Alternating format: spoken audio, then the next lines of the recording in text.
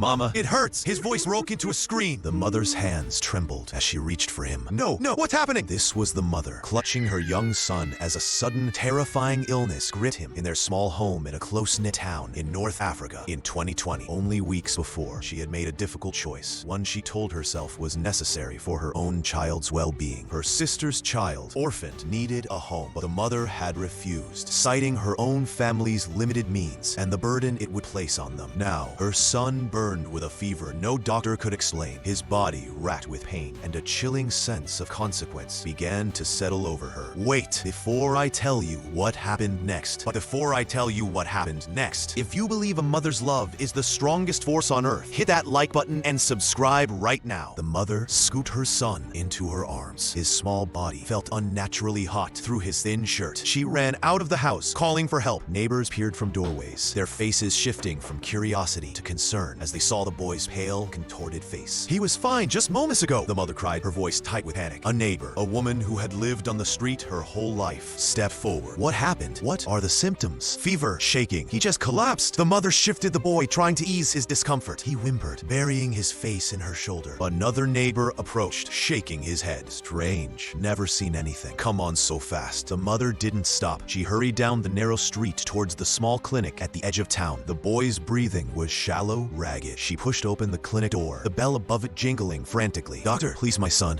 Please, my son. Something is terribly wrong. A doctor in a white coat rushed over, followed by a nurse. They gently took the boy from her arms, laying him on a narrow examination bed. The mother stood back, wringing her hands, watching their faces as they checked his pulse, his temperature, listened to his chest. His fever is extremely high, the doctor murmured to the nurse. But there's no sign of infection, no rash, no cough. They drew blood, hooked him up to a machine that beat steadily. The mother hovered, asking questions, her voice rising with each passing minute. What is it? What's wrong with him? Can you give him something? The doctor finished his examination, his brow furrowed. He turned to the mother, his expression grim. We don't know. All the tests are coming back normal, but his condition is worsening. It's inexplicable. Inexplicable. The mother stared at him, uncomprehending. Inexplicable? What do you mean? You're a doctor. You have medicine. We've given him fever reducers, but they aren't working, the nurse added softly. We need to send him to the city hospital. They have more equipment, specialists. The city? But that's hours away. He doesn't have hours. The mother stepped towards the bed, reaching for her son's hand. It felt like holding fire. We'll arrange transport immediately, the doctor said, though his tone offered little comfort. We're doing everything we can, but this is beyond our understanding. The mother sat by the boy's bedside in the clinic, waiting for the ambulance from the city. Hours crawled by. The boy drifted in and out of consciousness, sometimes crying out, sometimes lying still and silent, his breathing shallow. The doctor and nurse checked on him frequently, their faces growing more worried each time. A woman from the community, an elder known for her quiet wisdom, came to the clinic. She sat beside the mother, not speaking for a long time. The mother watched her son, tears streaming down her face. Finally, the elder spoke, her voice low. Sometimes, when the body suffers, it is because the soul is burdened. The mother didn't look at her. It's a sickness. Doctors just don't know what it is. Some debts are not paid with money, the elder continued, as if the mother hadn't spoken. Some debts are paid with pain. The world has a way of balancing things, my dear, even the ones we pretend to forget. The mother flinched. She knew what the elder was talking about. The orphaned child, her sister's daughter, living just blocks away, taken in by distant relatives who struggled to feed themselves. The child she had turned away. That has nothing to do with this, the mother snapped, standing up. This is my son. He is sick. The elder sighed, rising slowly. She looked at the mother, her eyes full of a sorrow that seemed ancient. Look around you. Look at the suffering in the world. Sometimes it is a mirror. She paused, her gaze flicking towards the street outside, where the orphaned child could sometimes be seen playing alone near the market. Sometimes it is a consequence. The mother turned away, clutching her son's burning hand. She wouldn't listen to superstition. This was a medical problem. It had to be. The ambulance arrived, its siren wailing briefly before being shut off. Two paramedics came in, their movements quick and efficient. They prepared the boy for transport, hooking up more monitors, starting an IV. The mother watched, her heart pounding against her ribs. As they wheeled the stretcher towards the door, one of the paramedics, a younger man, spoke quietly to the nurse. Heard about this? Heard about this? There's talk about a woman out near the old well. They say she helped a boy last year. Doctors couldn't do anything, but she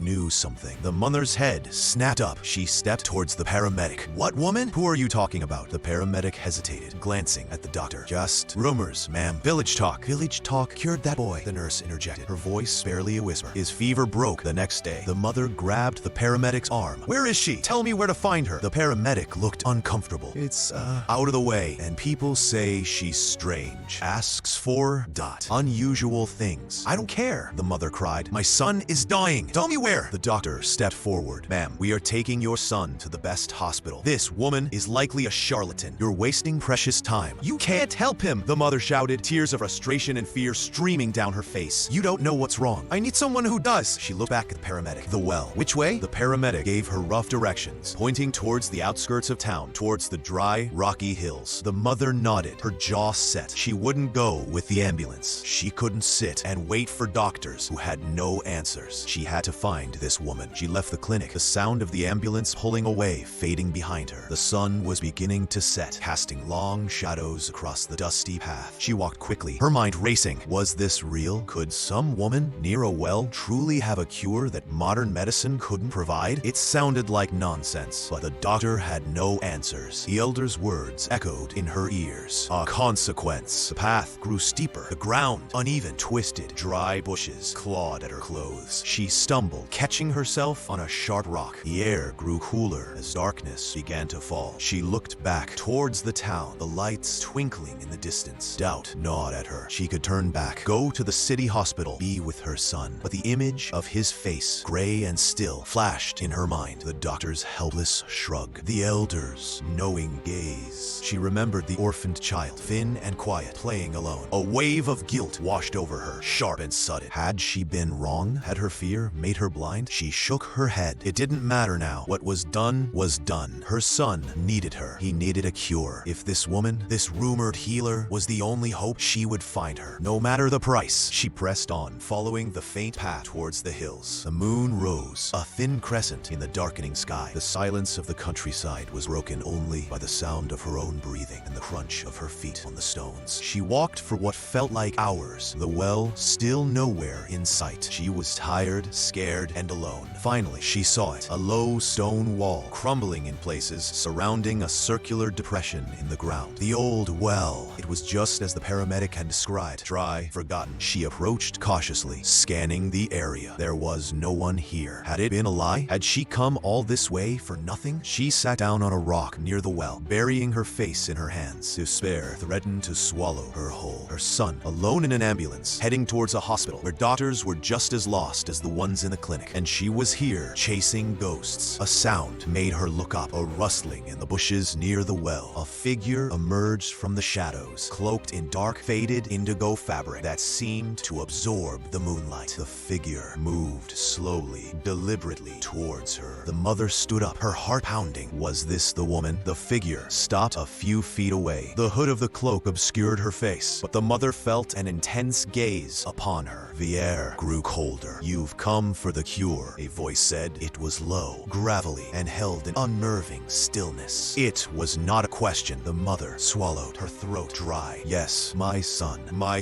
He's very sick. They say you can help. The woman tilted her head slightly. I can, but do you know what you owe? The mother hesitated. Oh? I want to make my life present with you first, then to make it better and perhaps I want to make it better and perhaps I want to make it better, yes, and then to make it, yes, want to make this, make it better and better and better and better, and I can pay whatever you need. The woman made a sound that might have been a dry chuckle. Some debts are not measured in coin. She stepped closer, and the mother could see the faint outline of a face in the darkness of the hood, lined with what looked like deep sorrow or anger. Some debts are measured in pain, in regret, in the suffering of the innocent. The mother took a step back. The woman knew. She knew about the orphan child, the elder's words, the rumors, the inexplicable illness.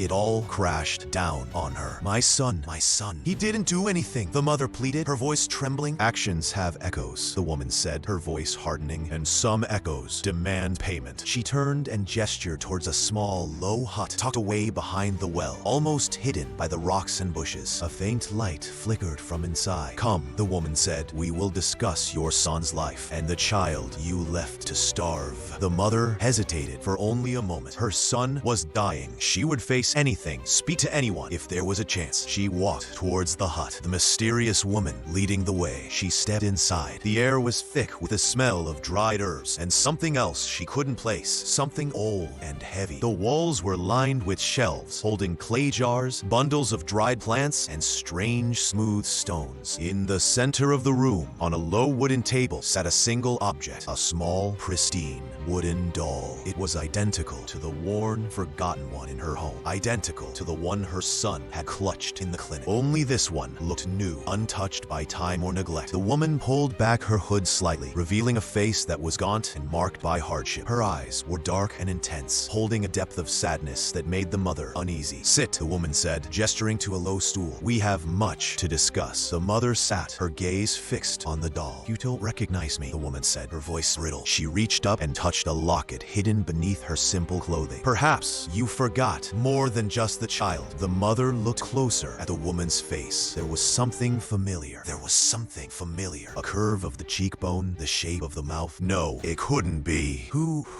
are you? The mother whispered. The woman's eyes narrowed. I am the one who held your sister's hand as she begged for someone to care for her child. I am the one who watched that child shiver in the cold because her own aunt turned her away. The mother recoiled, a gasp catching in her throat. Her sister's friend? A relative she hadn't seen in years? Someone who had witnessed her refusal? My son has 3 days, the woman said, her voice cutting through the mother's shock. The cure requires 3 acts, 3 payments for the debt you created. She slid a small, sharp knife and an empty clay bowl across the table towards the mother. First act, bleed into this. A mother's pain for a mother's pain. The mother stared at the knife, then at the empty bowl. Bleed? Bleed? Yes, the woman said, her eyes cold. Prove you remember what pain feels like. Prove you can feel for someone other than yourself. Hesitantly, the mother picked up the knife. Her hand trembled. She brought the tip to her palm, pressing lightly. A bead of blood welled up. She squeezed her hand, letting a few drops fall into the bowl. But the bowl remained empty. The blood vanished the moment it touched the clay. The woman watched, a sneer twisting her lips. You've forgotten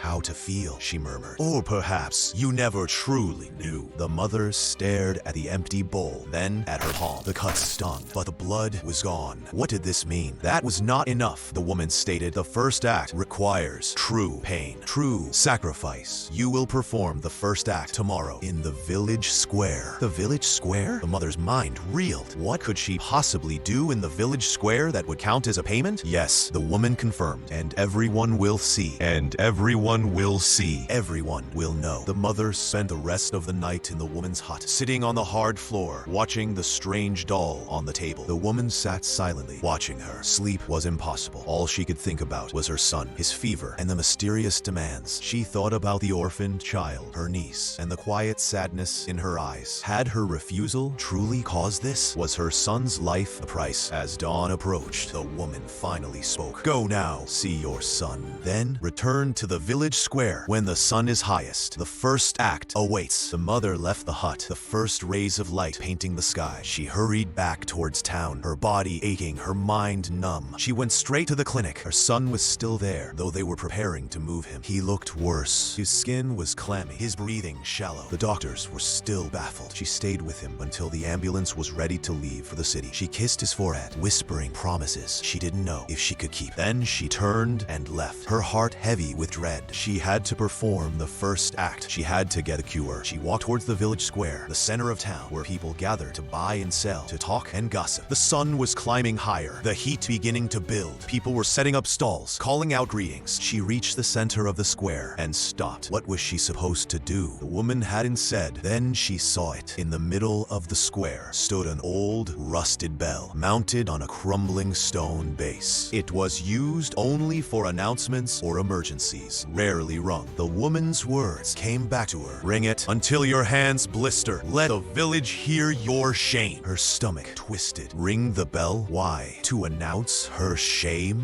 What shame? Her refusal to take in the orphan? Was that it? Was that the debt? She walked towards the bell, her legs heavy. People were watching her now, their conversations dying down. Whispers started. What is she doing? Isn't her son sick? She reached the bell and grabbed the thick, rough rope. It felt heavy in her hands. She pulled. The bell groaned, then rang out, a harsh, discordant clang that echoed across the square. She pulled again and again. Her hands were already beginning to sting. The sound was deafening, relentless. People stopped what they were doing. They gathered around the edge of the square, staring. Their faces were a mix of confusion, pity, and something else, until shortly, judgment. She kept ringing. Her palms were raw, the rope tearing at her skin. The bell's clang seemed to pierce the air, a frantic, desperate sound. Children started to gather, pointing. Some mimicked her actions, pulling imaginary ropes, their laughter sharp and cruel. Look at her, a woman called out. She's gone mad with grief or with guilt, another muttered, loud enough for the mother to hear. Some say her son's illness is a punishment. The mother ignored them, pulling the rope, the pain in her hands a dull roar compared to the agony in her heart. She pulled until her muscles screamed, until sweat poured down her face, until her vision blurred. The sound of the bell, the whispers of the crowd, the image of her son's face, beat, silence, anticipation, brokenness, songling, hits you, beginning, end. The sound of the bell, the whispers of the crowd, the image of her son's face, beat, falling backward. There happened severe. The sound of the bell, the whispers of the crowd, beat, falling backward. Their summit felt and soaked, and then the bell painted her face, gray, now a green backdrop, dashing light. The next dark moment fills it. The next dark moment fills it. My daughter, flabbergasted, filled with frowny faces. Next, everyone came to term, a cold life, and always it all merged into a single unbearable torment. She pulled one last time, putting all her remaining strength into it. The bell clanged, louder than before. Then, with a sudden snap, the rope broke. She stumbled back, falling to her knees in the dust, the broken rope still clutched in her bleeding hands. Silence fell over the square, broken only by her ragged breathing and the distant sound of the wind. The crowd watched her, silent and still. A voice spoke from the edge of the square. The mysterious woman. She stood there, cloaked as before, watching. Good, she murmured, her voice carrying clearly in the sudden quiet. Now, they see you. The mother knelt in the dust, her hands throbbing, the broken rope a symbol of her futile effort. She had performed the first act. She had rung the bell. She had exposed herself to the village's gaze, their judgment. But was it enough? Had the debt been paid? She didn't know. All she knew was the pain in her hands and the gnawing fear for her son. She pushed herself up, ignoring the stares. She had to find the woman. She had to know what the next act was. She had to get the cure. She left the square, walking past the silent, watching crowd. They parted for her, no one speaking, their faces unreadable. She felt utterly alone, exposed, her shame laid bare for everyone to see. She walked back towards the hills, towards the woman's hut. The sun was beginning its descent now. She had spent hours ringing the bell, enduring the stairs. Her hands were a mess, raw and bleeding. She reached the hut as dusk settled. The mysterious woman was waiting outside. You performed the first act, the woman said, her voice devoid of emotion. The village heard. They saw. Was it enough? The mother asked, her voice hoarse. Will you give me the cure now? The woman shook her head slowly. One act is not enough for a debt so deep. There are two more. She gestured towards the hut. Come inside. It is time for the second. The mother followed her inside, her heart sinking. Two more acts. What else could she possibly demand? What other pain did she have to endure? The woman closed the door behind them, plunging the hut into near darkness, save for the faint light of a single lamp. She turned to the mother, her eyes catching the light, gleaming with an unnerving intensity. The second act, the woman began, her voice low and deliberate, requires you to confront what you denied, to feel what she felt. She reached onto a shelf and took down a small, intricately carved wooden bird. It was delicate, beautiful, a stark contrast to the rough, worn doll. This belonged to your sister, the woman said, holding it up. She carved it herself just before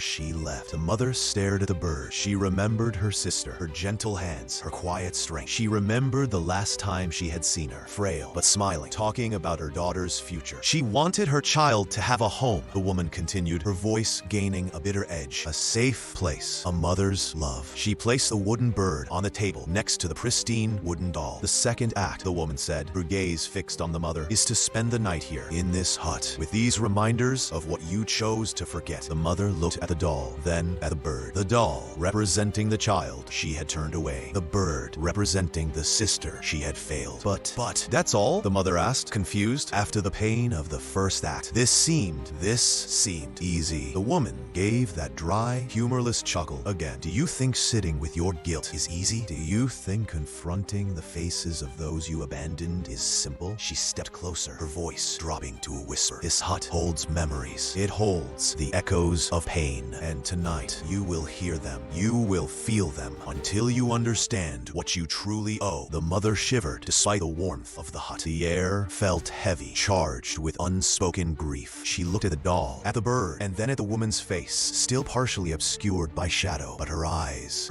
held a depth of suffering that chilled the mother to the bone. The woman turned away, moving towards the back of the hut. Rest if you can, she said. The night is long, and the second act has just begun. The mother sat on the stool, watching the flickering lamp. The hut was silent, but the woman's words had planted a seed of dread in her mind. She looked at the wooden doll, its smooth, blank face seeming to stare back at her. She thought of her niece, alone, perhaps scared without her mother. She thought of her sister, gone too soon, leaving her child behind. And she thought of her son, lying sick in a hospital bed, his life hanging in the balance. The silence in the hut felt oppressive. The air grew colder. She wrapped her arms around herself, trying to ward off the chill. She looked at the wooden bird. It seemed to tremble slightly in the lamplight. Then she heard it, a faint sound like a child whimpering. It seemed to come from the walls, from the very air around her. She froze, listening. The sound grew louder, a soft, mournful cry. It was the sound of a child crying alone in the dark. It was the sound of her niece. The mother covered her ears, squeezing her eyes shut. It was just her imagination. The woman was playing tricks on her, but the sound persisted, joined now by another, a faint, ragged cough. Her son's cough. She heard his labored breathing, the sound of his struggle. She saw his face in her mind, pale and drawn. She opened her eyes, looking around the hut frantically. There was nothing there, just the jars, the bundles of herbs, the doll, the bird. The sounds intensified. The child's whimpering, the boy's cough, and now another sound. A woman's voice, weak and fading, whispering a name, her sister's name, and then the name of the orphan child. A plea, a dying wish. The mother gasped, tears streaming down her face. It was as if the hut was filled with the ghosts of her past, the echoes of her refusal. She saw visions in the flickering light. Her niece, small and alone, reaching out for a hand that wasn't there. Her sister, lying in a bed, her eyes full of worry for the child she was leaving behind. Her son, burning with fever, his small body fighting an unseen enemy. She stumbled to her feet, backing away from the table, from the doll, from the bird. The sounds surrounded her, a chorus of pain and regret. The woman had said the second act was to confront what she denied, to feel what she felt. She was feeling it now, the crushing weight of her guilt, the devastating consequence of her choice. She sank back onto the stool, burying her face in her hands, the sounds and visions overwhelming her. She sat there through the long night, enduring the torment, the echoes of the suffering she had caused, the suffering that had now come to her own door. She cried until her throat was raw, until her eyes burned. As the first hint of dawn appeared outside the small window, the sounds began to fade. The visions receded. The air in the hut grew still again. The mother lifted her head. Her face was streaked with tears and dust. Her eyes were red and swollen. The mysterious woman emerged from the back of the hut. She looked at the mother, her expression unreadable. "You have completed the second act," the woman said. "Did you hear them? Did you feel it?" The mother could only nod, tears still silently falling. "Good," the woman said. "Understanding is the first step towards payment." She walked to the table and picked up the wooden bird. She held it out to the mother. "Take this. Remember her. Remember what she wanted for her child." The mother reached out a trembling hand and took the bird. It felt light, fragile. "The third act," the woman said, her voice low, "is the final payment, the greatest sacrifice." The mother looked up, dread filling her. Sacrifice? What else could she possibly lose? "Return to your son," the woman instructed. "Wait. When the time is right, you will know what the third act is. You will know the price." She paused, her gaze intense. "And you will choose." The mother stood up, clutching the wooden bird. "Choose? Choose what?" The woman didn't answer. She simply gestured towards the door. The mother left the hut, the wooden bird clutched tightly in her hand. The sun was rising fully now, but the world seemed gray and muted. She had completed 2 acts. She had endured pain and confronted her guilt. act. But the third act remained. The final payment, the choice. And she had no idea what it would be. She only knew it would be the hardest thing she had ever faced. She had to get back to her son. She had to get back to her son. She had to wait for the time to be right. She had to be ready to pay the price. The mother walked back towards town, the wooden bird clutched tightly in her hand. The sun was rising fully now, but the world seemed gray and muted. She had completed 2 acts. She had endured pain and confronted her guilt, but the third act remained. The final payment, the choice, and she had no idea what it would be. She only knew it would be the hardest thing she had ever faced. She had to get back to her son. She had to wait for the time to be right. She had to be ready to pay the price. She reached the clinic. Her son was still there, though they were preparing to move him. He looked worse. His skin was clammy, his breathing shallow. The doctors were still baffled. "Any change?" she asked the nurse, her voice raspy. The nurse shook her head, her eyes full of pity. "His fever hasn't broken. We've done everything we can here. The city hospital is his only chance." The mother sat beside the bed, taking her son's hand. It was still burning hot. He stirred, his eyes fluttering open. They were cloudy, unfocused. "Mama," he whispered, his voice weak. "I'm here, my love," she said, stroking his forehead. He looked past her, towards the empty corner of the room. A strange, vacant look came into his eyes. She said, "You didn't love her." The mother froze. "Who said that? Who are you talking about?" His gaze fixed on the corner, a faint, unsettling smile on his lips. "The lady," she said. "You didn't want her, didn't love her." The mother's blood ran cold. The orphan child, a mysterious woman. They were connected, and somehow her son knew. The illness was speaking through him. "That's not true," the mother said, her voice shaking. "I love you. You're my good boy." "Not you," he rasped, his voice changing, becoming thinner, colder. "The other one, the one you sent away. Before I tell you the price she had to pay." Pause. If you believe a mother's love knows no limits, hit that like and subscribe right now. The paramedics arrived then, their movements efficient, cutting off the chilling conversation. They prepared her son for transport to the city. The mother watched, helpless, the boy's words echoing in her ears. The lady,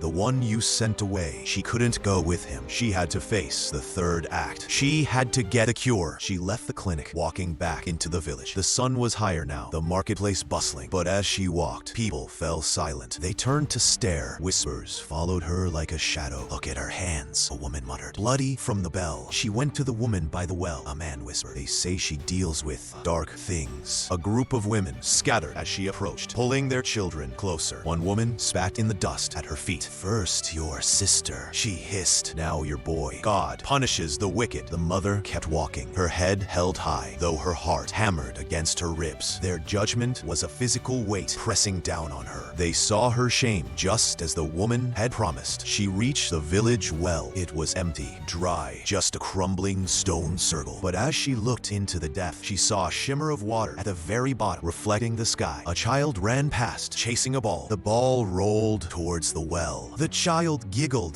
The child giggled. "She's here," the child sang, pointing into the well. The mother looked closer. In the reflection on the tiny pool of water at the bottom, she saw a face. Not her own. A child's face, thin and sad, with large, haunted eyes. The orphan child. The orphan child.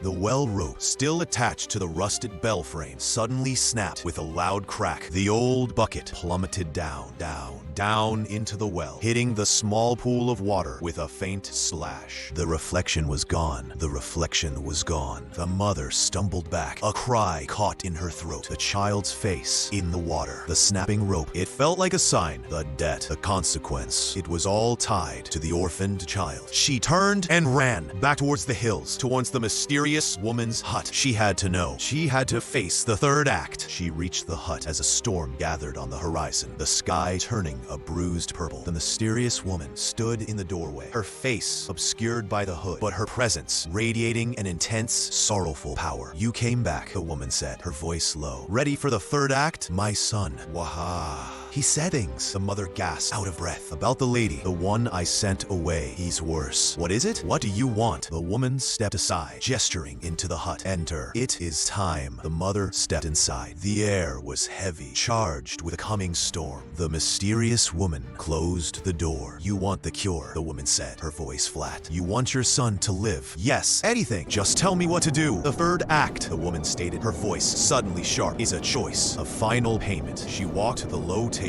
and picked up the worn wooden doll, the one from the mother's home. It looked even more neglected next to the pristine one that still sat on the table. This doll, it is hers, the child's. The mother stared at the doll. It was a symbol of her neglect, of the life she had denied her niece. You refused to give her a home, the woman continued, her voice laced with pain. You refused to share what you had. You chose to protect your own and left her to suffer. I was afraid, the mother stammered. We had so little. The woman gave a harsh laugh. Fear? You call that fear? I call it selfishness. I call it a debt created in the eyes of God and man. She stepped closer, thrusting the worn doll towards the mother. You want the cure? Kneel. Beg her forgiveness. The mother hesitated. Beg forgiveness from a doll? It felt absurd, but the woman's eyes, visible now in the dim light, were burning with an intensity that brooked no argument. Kneel, the woman commanded. The mother sank to her knees, the rough floor scraping her skin. She looked at the worn doll, its chipped paint, its missing arm. She saw the face of her niece in her mind, thin and sad. I'm sorry, the mother whispered, tears welling up. I was wrong. Please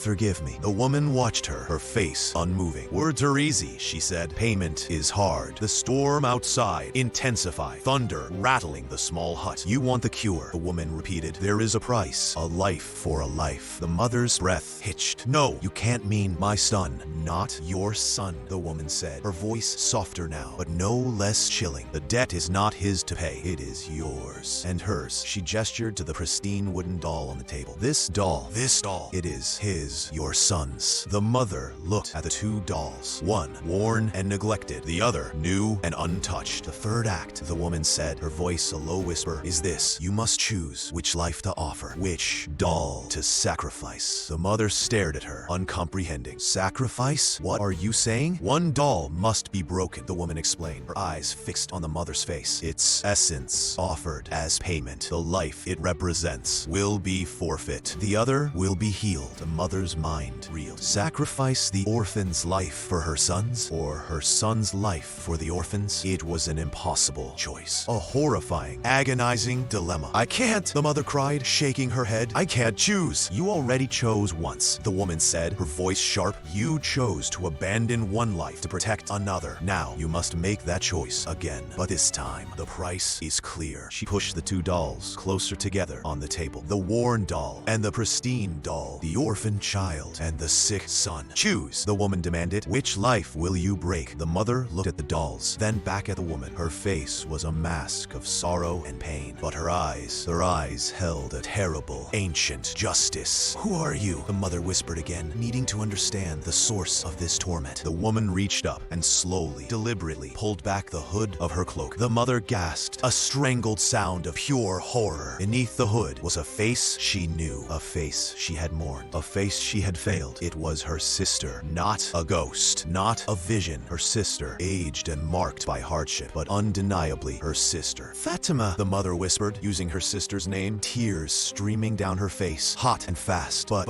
I think it's but it was there. But part of me is nice. No, but it felt like a real like conflict, like a merger. And then I felt like I knew something was wrong, and I couldn't talk to people anymore. And that's the point. But I felt like I knew. But it felt like something was wrong, and I couldn't talk to people anymore. And I couldn't talk to people anymore. And I couldn't talk to people anymore. And I couldn't talk to people anymore. I couldn't talk to people anymore. And I couldn't talk to people anymore. I couldn't. You're dead. The woman, Fatima, gave a slow, sad shake of her head. Part of me died, she said, her voice filled with a grief that went deeper than the grave. When you turned away from my child, when you left left her alone. The mother stared, tears turning her vision red, crying blood. The elder's words, the price of forgetting. I don't understand, the mother choked out. After I, Miss Terry, for cough. And when I went and found Billy, all of a sudden I'm vanished into the depths of heroin. So, along with that, Miss Terry said to Billy, hear me from heroin, and then all of it, and work ahead, safe. I'm truly trying to get something going, something big. I try to hurry up and find it, Billy. I try to wanna power my words.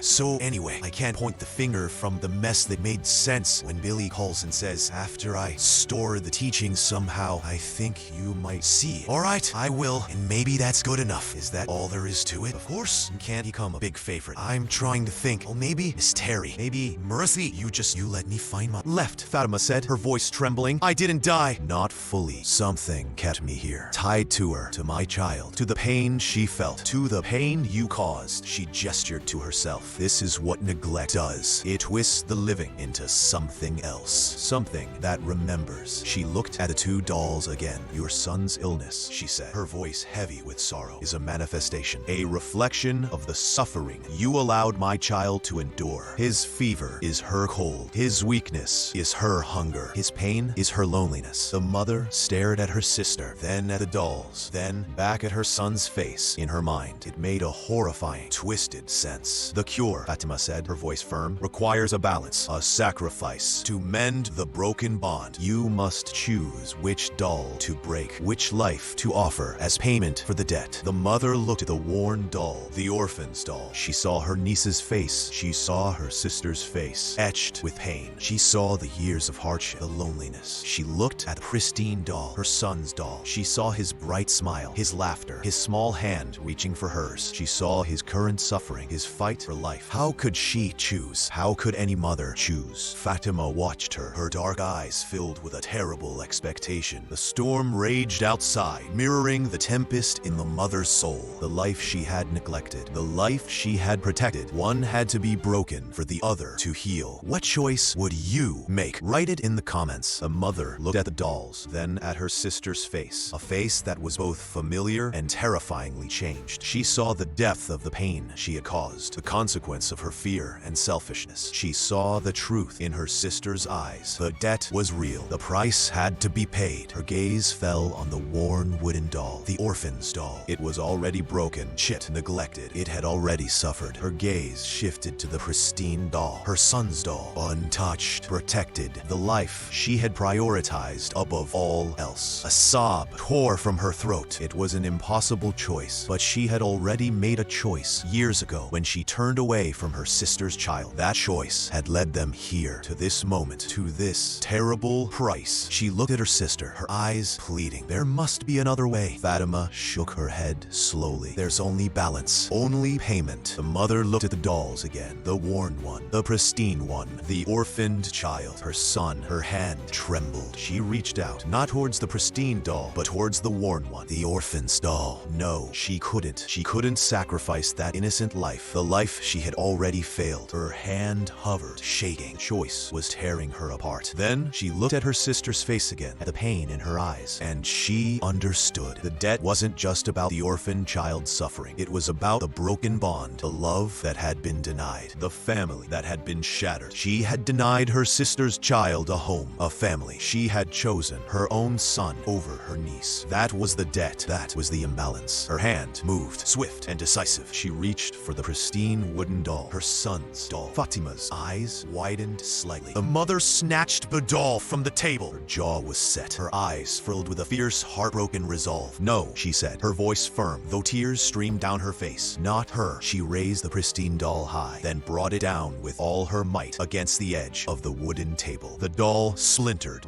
Wood flew, scattering across the floor. A clean break, a life offered. Fatima watched, her face unreadable. The mother dropped the broken pieces of the pristine doll onto the table. Her son's doll, broken. The debt is paid, the mother whispered, her voice cracking. Take it, heal him. Fatima looked at the broken pieces, then at the mother. A flicker of something crossed her face. Not forgiveness, not quite, but perhaps a somber understanding. She walked to the table and gathered the splinters of the broken doll. She went to a small clay clay pot and added the splinters to a murky liquid inside. She stirred it with a thin wooden stick. "Bring your son here," Fatima commanded. The mother ran out of the hut through the storm, back towards the clinic. She didn't know how, but she knew she had to get her son. She burst into the clinic, ignoring the startled looks. Her son was still there, waiting for transport. He was weaker now, barely breathing. "I'm taking him," the mother said, her voice unwavering. The doctors protested, but the mother wouldn't listen. She scooped her son into her arms, his body light and fragile. She carried him back through the storm, back to the hut. She laid him gently on the floor inside. Fatima knelt beside him, holding the pot with a murky liquid. "Make him drink," Fatima said. The mother held her son's head, tilting it back. She brought the pot to his lips. The liquid smelled bitter, earthy. She coaxed him, whispering his name. He swallowed weakly, then again. He drank the entire pot. They watched him. The storm outside began to subside. The rain lessened. The thunder faded. The boy stirred. His breathing deepened, becoming more even. The grayness in his skin faded, replaced by a faint, healthy flush. His eyes fluttered open, clear and bright. He looked at his mother, then at Fatima. "Mama," he said, his voice his own again, strong and clear. The mother sobbed, pulling him into her arms. He was healed. The cure had worked. The price had been paid. Fatima stood up, watching them. She turned towards the door. "Wait," the mother rasped, holding her son close. "Her name is my other, the child." "Oh, it was Layla, wasn't it?" Fatima froze in the doorway. She turned back slowly. For the first time, her face softened and her voice cracked with raw emotion. "You never asked before," she whispered. The mother extended a trembling hand towards her sister. "Stay," she pleaded. "Please, stay. Help me. Help me. Remember her. Help me care for Layla." Fatima looked at the mother's outstretched hand, then at the son, then at the worn wooden doll still on the table. Her face was still marked by pain, but the intense, sorrowful power had lessened. Her scar slit, revealing her face fully, and beneath the lines of hardship, the mother saw it. Her sister's eyes, yes, but also more. A startling resemblance to the orphaned child, as if the child's face was superimposed on her sister's. Fatima didn't speak. She simply walked back into the hut, towards the table, towards the worn wooden doll. Months passed. The storm was long gone. Spring came to the village. The mother's home was different now. It was fuller. The mother knelt in the dust of the village square, adjusting a small scarf on a little girl's head. The girl's eyes were large and quiet, but held a new light. It was Layla, the orphan child, now living with the mother. Layla clutched a new wooden doll, brightly painted and whole. As the mother adjusted the scarf, a single drop of liquid fell from her eye onto the doll's cheek. It was red, like blood. She didn't wipe it away. It stained the bright paint. The wind carried a whisper through the square, a sound that seemed to come from the rustling leaves, from the distant hills, from the very air. "Layla sleeps. Now we wake."